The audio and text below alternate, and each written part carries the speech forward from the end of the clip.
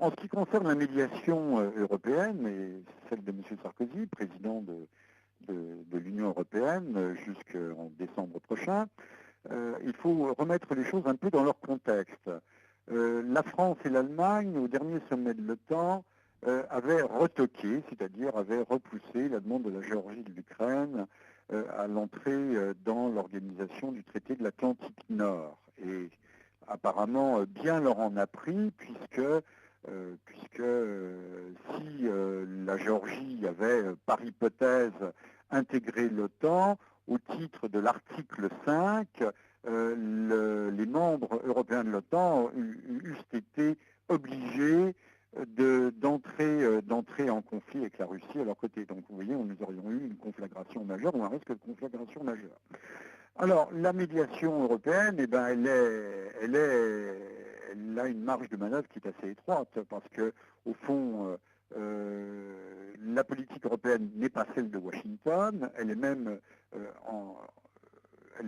d'une certaine façon en contradiction, en tout cas en divergence, et en divergence marquée sur ce dossier, puisqu'encore une fois, je viens de le dire, Paris et Berlin ont tous les deux bloqué l'entrée de la Géorgie dans l'OTAN, et la révolution de velours conduite par M. Saakashvili est une révolution qui a été financée par le financier américain Soros, cette révolution de velours étant une extension de la zone d'influence états-unienne des États-Unis, donc autour de la mer Noire, une mer Noire qui est d'ailleurs l'enjeu de ce conflit. Alors la médiation européenne, eh ben, que voulez-vous qu'elle soit, il est difficile d'être à la fois juge et partie, comme l'on dit. Il s'agit de calmer le jeu, d'arrêter de freiner, mais je crois, et là il faut remettre cette perspective de négociation européenne, la remettre en perspective avec les objectifs de Moscou. Les objectifs de Moscou, c'est non pas l'annexion, mais en tout cas quasiment le rattachement de l'Ossétie du Sud à l'Ossétie du Nord, c'est-à-dire d'en faire des territoires russes. Et puis au-delà de ça, c'est la démission de M.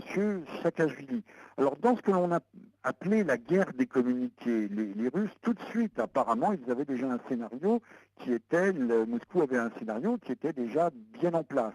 On a parlé tout de suite dans les premières heures du conflit de 1400 morts. Aujourd'hui, on parle de plus de 2000 morts, principalement dans la population civile, et donc du fait de l'agression, enfin ou de l'agression, de l'offensive, ne parlons pas de l'agression, mais de l'offensive de la Géorgie, de Tbilissi contre l'Ossétie du Sud. Eh bien, je crois que non seulement Moscou souhaite maintenir la pression à l'heure actuelle, d'ailleurs elle a rejeté les premières propositions de M. Kouchner, les propositions faites par M. Saakashvili, mais la Russie souhaite à la fois que le président Saakashvili soit démis de ses fonctions, mais éventuellement ça soit traduit devant un tribunal pénal international pour crimes de guerre et génocide.